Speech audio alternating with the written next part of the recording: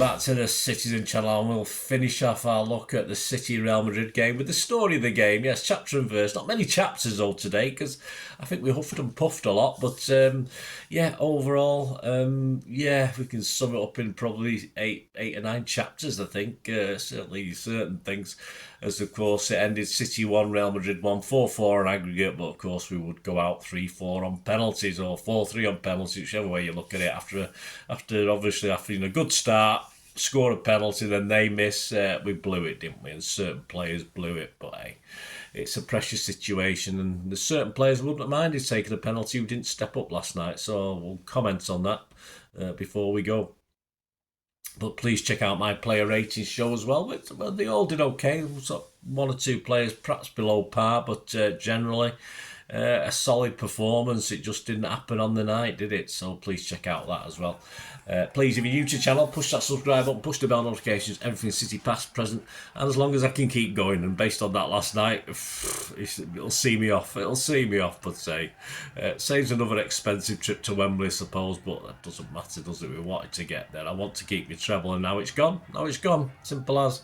But we'll onwards and upwards. And please, if you look through the channel, all my stuff, you will see some stuff on another passion of mine, film and TV. It doesn't infuriate me as much as City or give me as much joy as City, but it's still a passion. So if you like film and TV, have a check out that. Or of course, if you know anyone who does like it, and if you don't, please point them in my direction. But it's back to City, back to football. Pep's 11, 5 changes to the Luton game. I got 11 out of 11, so there you go. Pep played his strongest team available. Of course, Aki didn't play because I don't think, would Aki have played anyway? I have a feeling he's not 100%, and at the end of the day, Pep wants to get Guardiola, so where would Aki play otherwise? So anyway, 11 out of 11, so I'll go with that. So I'm just as much to blame for Pep as for that loss last night, although he did the best, didn't he? Edison, Walker, Akanji, Diaz, Gvardiol, Rodri, KDB, Bernardo, Foden, Grealish and Haaland. On the bench, Ortega, Carson, Stones, Aki, Kovacic, Doku, Alvarez, Gomez, Nunes, Bob and Lewis. I think we'll see 5 or 6 of those players starting on Saturday, but that's another story. Real Madrid, Lunin, Carvajal, Rudiger, Nacho, Mendy, Valverde, Camavinga, Kroos, Rodrigo, Bellingham and Vinicius Jr., Kepa, Fran, Militao, Modric, Joselu, Lucas V, Kelaboulas, Fran Garcia, Brahim, Arda Güler on the bench. There you go. So, yeah, I got through that alright, didn't I? Story, chapter 1. Rodri scores, but it's the wrong one, unfortunately. 12 minutes, yeah, it's 1-0 to Real Madrid. Rodrigo scores his second attempt after being initially blocked by Edison, but yeah, I think someone said it was a fantastic save. It just straight at him, basically, but he got a second bite of it. And it could have bounced anywhere, could have bounced left, could have bounced up high, could have got anywhere, but fell lovely back for Vinicius Jr. to put it in the second time. Rodrigo's put it the second time.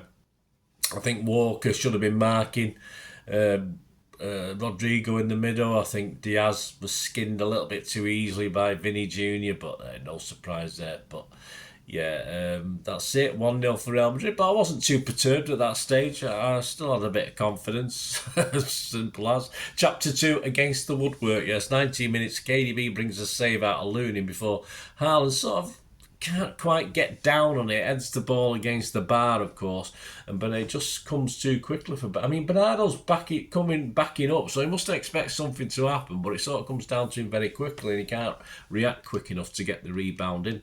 Chapter 3, a KDB tester. Yes, this, perhaps he could have played it out to his right wide, but he took a shot, he took a goal. Lumin dives. This is 27 minutes. Lumin dives to save it, but it was fairly comfortable for the keeper. It wasn't anywhere near that one, so Kevin was a bit frustrated, but the keeper made an okay save. He didn't have to do anything fantastic.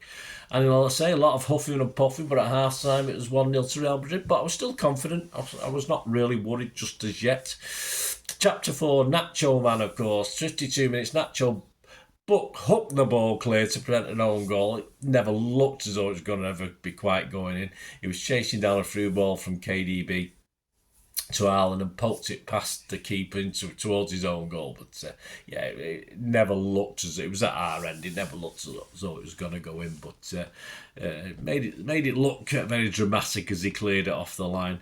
59 minutes was a yellow for Grealish. 61 minutes, Gavardio got booked as well. 72 minutes, Doku came on for Grealish. Chapter 5, Kev the King. Yes, there's another version of this. 75 minutes, of course, it's 1-1. Absolutely brilliant stuff. Kevin De Bruyne, a poor Rudiger clearance from a Doku cross. Yeah, he sort of fell over and just moved it about 2 yards. And of course, the keeper, no chance, Lunin. He didn't, it's just over his head. Couldn't even react. Sent the ball fizzing over him from about 5 yards into the roof of the net. So 1-1. A lot of confidence. Still 15 minutes plus injury time. Could we sneak another one? I think that's what we all hoped. We didn't want extra time and penalties. Chapter 6, Kev the Fool. Yes, Kev the Fool, 82 minutes. Akanji pulls the ball back to Kevin. He blasts the ball high and over the bar from about foot and a half. Can't believe he's missed that chance. I think he had to get it reasonably high because there was players in the way, so he couldn't just play it across the floor. He might be able to side foot it Rodri-esque in the Champions League final last season. Won't be saying that this year, will we? And I don't think Pep believed it either, but that was it. That was the match-winning goal. That would have been it. I'm afraid that would have been a victory for City into another semi-final. But there goes the tie and old big ears as well, but eventually. So anyway, that's part for that. 90 minutes, we got a yellow for Rodders. We had 4 minutes injury time. Extra time, not that much happened actually, which tends to be in extra times these days. It's very, very rarely matches are settled in extra time. It does happen, but not as often as you'd think. Alvarez for Haaland, of course. John Stones and Kovacic for Akanji and Kevin De Bruyne. We've got 2 or 3 minutes extra for each of the 15 minutes, but nothing really to shout out about. Nothing, no real close. Nothing to go, ooh, wow, we sort of huffed and puffed again. And chapter 7, bloody penalties. Well, yeah, I was a bit disappointed. Certain players didn't step up to take one. I would have fancied Gvardiol in the form he's been in with scoring goals. Have a pop. I would have fancied Stones to step up and say, look, I'll take one, boss. Because as Edison was the 5th penalty taker, I don't think he would have been put there unless certain outfield players were asking. And the other guy who didn't take a penalty, he was obviously out on his feet, but fucking hell, you only have to walk up to a penalty spot and put a ball in the bloody net, mate, was Rodri. I was a bit disappointed Rodri didn't step up either. But of course, the misses from Bernardo, that was unforgivable penalty from Bernardo. Absolutely awful penalty. We love Bernardo to bits, but it's a perfect kind of stuff the Panencas. You're not. Aguero, is Aguero, but Bernardo, just put your foot through it, left foot to the goal is right. It's a goal, simple as that, and it's ideal for you. Just place it in that corner. It's no big deal. And he dinks it to the goal is left and doesn't even put any distance on it. Absolutely awful. Kovacic wasn't great. That was a bit of a feeble penalty as well. And of course, after missing that first one, a good save from Edison. I do have a little bit of criticism from Edison, but as a keeper, as I've probably told you, might know, I'm on Reaъл's channel and when I talk with Mike, I used to play in goal. I used to be midfield, and as I got older, I played in goal. And I used to be quite good at saving penalties. And I'll be honest with you, once he'd saved that first one to his right, I would have gone to my right a couple of times. He didn't. He always went to his left after that. So.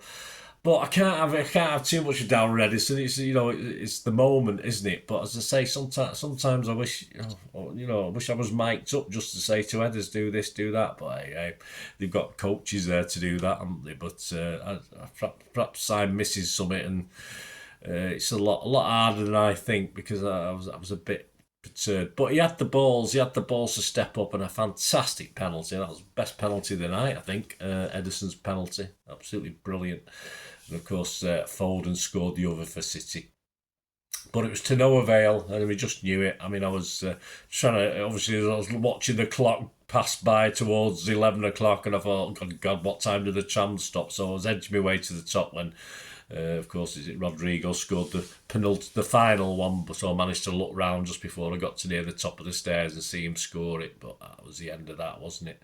Match stats, yeah, shots 33 from City, 9 on target, 8 from them, 3 on target, 68% possession, 919 passes to 457. Accuracy of passes, 92%. Yeah, one of our higher ones, 81% for them. 15 fouls by us, 11 from them. 3 yellows for us, 2 for them. Offsides, 1 each. And corners, 18-1. Yeah, perhaps could have done better from the corners. I think we were putting 2 men on the keeper, but we never got the delivery into the box, did we? Summary, Reaĺ were happy to try and hang on at 1-0. They were happy to take a 1-0 from this, weren't they? They wanted to hang on for about 80 minutes or so. And then they were happy to hang on for penalties once we got the equaliser. Of course, we took Haaland and KDB off, which for me, as I said, statistically wise, not many games are sort of won now in extra time. I don't think. I know KDB was probably feeling his hamstring, so that must be a reason he went off. I would have probably just kept Haaland on for the sake of it. I mean, bringing Alvarez on didn't make a lot of difference. I would have just kept him hanging round, and then at least he could have took a penalty. Of course, the KDB we probably didn't have much option with that. But the likes of Bernardo and Kovacic then wouldn't have been asked to do a job. But as I said, other players could have stepped up as well, including Rodri, Stones. I don't want Walker to step up because we know he's bloody awful at him because he's seen him score one, but only just. Stones, Gvardiol perhaps could have stepped up as well. But all credit to Edison. Yeah, just sadly, the poorer of the two teams over 2 legs gets to the semi-final and wins the game. That's what cup football's all about. You know, it doesn't matter, does it? It's just on the day. Credit to Real Madrid for grinding it out and surviving. We didn't get that little bit of luck in the box where a deflection might have took it the right way or the wrong way or into the net or whatever. And of course, we didn't get that little piece of magic, to provide. We didn't get the Rodri magic. We didn't get KDB in the 82nd minute just to put it a foot lower than he did. So we missed a little bit of magic today. But the players are out on the field. Players worked really hard. Of course, I'll be doing a Pepsi 11 for this Chelsea game, and all credit to the City team. Glorious in defeat, but it's a defeat, simple as that. Still doesn't alter the fact we got beat, is it? And, of course, all the fans are cock-a-hoop, as they should be. I'd be exactly the same in their position. So, I'm not going to worry about that too much. We've still got a double to aim for, of course. And that brings me, of course, to the coming soon. Of course, the player rating is already out there. Have a look at that, guys. I'll have a look back at that. And, of course, I'll be doing a Pepsi 11 very quickly now. I'm trying to figure out a Pepsi 11 for the Chelsea game, and it's onwards to that, isn't it? And I'm there at the next 4 games, I think. Chelsea, Brighton, Forest and Wolves. Yeah, so I'll be able to watch them all the next 4. I don't think I'll be getting tickets for Fulham or Tottenham away, unfortunately, but so hopefully by the time those 4 finish, if we win them all, we'll be in a strong position to at least try and get a domestic double. That's what we've got to aim for. And if we end up with just the Premier League, fair enough. If we end up with nothing, hey, we'll still be back next season, won't we? So it is what it is. But let the other fans have a bit of fun for a change. And never mind. Treble's gone. I'm devastated, but onwards and upwards. Thanks for watching, guys. Until we meet again. Oh, that's one thing, don't I? Please stay safe, Blues. Come on, City. Bye for now.